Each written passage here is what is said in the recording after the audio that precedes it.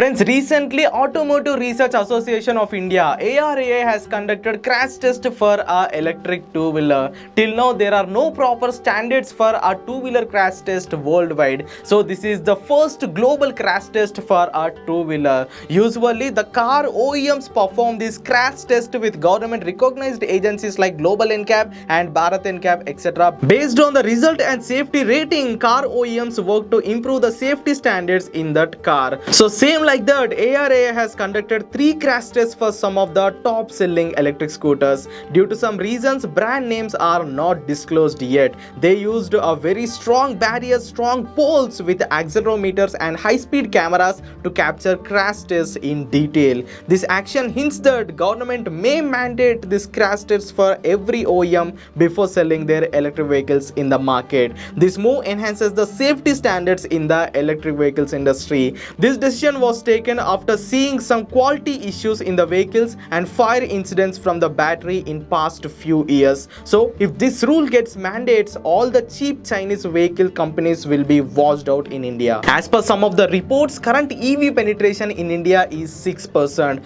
but by 2030 EV penetration in India is expected to be 45%. So to achieve this 45% of the EV penetration, all the cheap and non-standard electric vehicles from India has to be washed out. So these kind of rules are mandated to build the trust in people on electric two-wheelers. So Indian government is seriously working on building standards for electric two-wheelers in India. So what's your opinion on this crash test? Please let me know in the comments, and if you found the video informative, please hit the like button. Don't forget to subscribe. Electric Vehicles India. Go green, go electric.